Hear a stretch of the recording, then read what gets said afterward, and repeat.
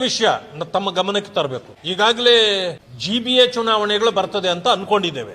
ಈಗ MLA ಅಥವಾ MP election ನಲ್ಲಿ EVM ಬಿಟ್ಟು ನೀವೇನು ಮಾಡಕ್ಕಾಗೋದಿಲ್ಲ, ನಿಮ್ಮ ಕೈಯಲ್ಲಿ ತೀರ್ಮಾನ ಇಲ್ಲ. GBA ಚುನಾವಣೆಯಲ್ಲಿ ಬ್ಯಾಲೆಟ್ ಪೇಪರ್ ಅಲ್ಲೇ ಮಾಡಬೇಕು ಅಂತೇಳಿ ನೀವು ತೀರ್ಮಾನ ತಗೊಂಡಿದ್ದೀರಿ. ಇತ್ತೀಚೆಗೆ ಕಾಂಗ್ರೆಸ್ನಲ್ಲೇ ಅನೇಕರಿಗೆ ಅದರ ಬಗ್ಗೆ ವಿಶ್ವಾಸ ಇಲ್ಲ.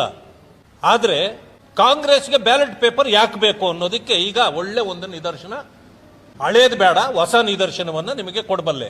ಕುಣಿಗಲ್ನ ಸಂತೆಮಾತೂರಿನಲ್ಲಿ ಒಂದು ಸೊಸೈಟಿ ಚುನಾವಣೆ ನಡೀತದೆ.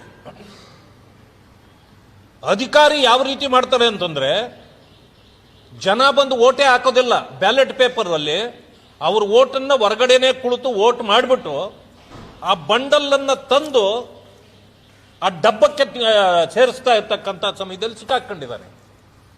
ನಮ್ಮ ಪಕ್ಷದ ಏಜೆಂಟ್ ಯಾರಾಗಿದ್ರು ಆ ಏಜೆಂಟ್ ಹೋಗಿ ಅವನನ್ನು ಹಿಡ್ಕೊಂಡ್ಬಿಟ್ಟಿದ್ದಾನೆ. ಬಂಡಲ್ ಇದನ್ನು ತುರುಕ್ತಾ ಇರುವಾಗ ಹಿಡ್ಕೊಂಡ್ಬಿಟ್ಟಿದ್ದಾನೆ. ಸಿಕ್ಕಾಕೊಂಡ ಮೇಲೆ ಪೊಲೀಸ್ನವ್ರಿಗೆ ಗೊತ್ತಾಗಿದೆ. ಪೊಲೀಸ್ನವ್ರು ಬಂದು ಆಫೀಸರನ್ನ ಎಸ್ಕೇಪ್ ಮಾಡಿದ್ದಾರೆ. ವಿಡಿಯೋ ಎಲ್ಲ ಇದೆ. ಅವನು ಮೆತ್ತಗೆ ಅಲ್ಲಿಂದ ಕಾಲ್ ಕಿತ್ತು ಹೊರಗಡೆ ಹೋಗ್ತಾ ಇದ್ದಾನೆ. ಕೊನೆಗೆ ಅವನ ಮೇಲೆ FIR ಮಾಡಿದ್ದಾರೆ, ಕ್ರಮ ಏನೂ ಇಲ್ಲ.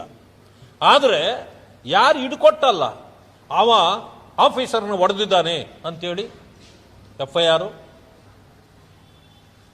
ಇನ್ನ ಯಾರ್ಯಾರು ಅದರಲ್ಲಿ ಶಾಮೀಲಾಗಿದ್ದಾರೆ ಯಾರಿಗೂ ಏನೂ ತೊಂದರೆ ಇಲ್ಲ. ಯಾರು ಹೇಳಿದ್ರು ಅವರ ವಿರುದ್ಧವಾಗಿ ಪೊಲೀಸ್ನವರು ಕೇಸುಗಳಾಗ್ತಾ ಇದ್ದಾರೆ. ಇದೇನು ಮುನ್ನಾರ? ಇದು ಕಾಂಗ್ರೆಸ್ಗೆ ಬೇಕಾಗಿರ್ತಕ್ಕಂಥದ್ದು ಬ್ಯಾಲೆಟ್ ಪೇಪರ್. ಯಾಕೆ ಅಂದ್ರೆ ಈ ರೀತಿ ಮಾಲ್ ಪ್ರಾಕ್ಟೀಸಸ್ ಮಾಡಲಿಕ್ಕೆ ಮೊದಲಿಂದಲೂ ಅವರು ಆ ಪದ್ಧತಿ ಇದೆ ಕಾಂಗ್ರೆಸ್ನಲ್ಲಿ, ಅದನ್ನ ಮಾಡಲಿಕ್ಕೆ ಇವತ್ತು ಮಾಡ್ತಾ ಇರ್ತಕ್ಕಂಥದ್ದು.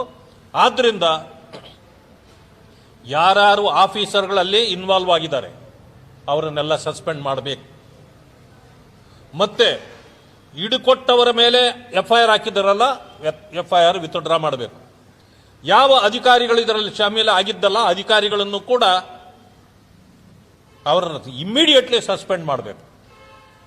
ಇಲ್ಲ ಅಂತಂತಂದ್ರೆ ಇಂಥದ್ದನ್ನ ನಾವು ಸುಮ್ಮನೆ ಬಿಡೋದಿಲ್ಲ. ನಿಮ್ಮ ಬ್ಯಾಲೆಟ್ ಪೇಪರ್ ಮಾಡಬೇಕು ಅಂತಕ್ಕಂಥ ನಿಮ್ಮ ತೀರ್ಮಾನಕ್ಕೆ ಇದು ಕುಣಿಗಲ್ನ ಘಟನೆ ನಿಮ್ಮ ಮುಖಕ್ಕೆ ಹಿಡಿದ ಕನ್ನಡಿ.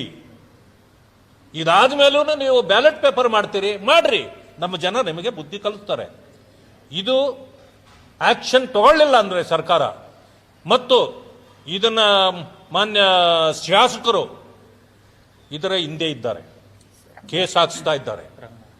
ರಂಗನಾಥ್ ಅವರು, ಮಾನ್ಯ ಶಾಸಕ ಡಾಕ್ಟರ್ ರಂಗನಾಥ್ ಅವರು, ತಕ್ಷಣ ಅವರನ್ನು ಕೂಡ ಬಂಧಿಸಬೇಕು.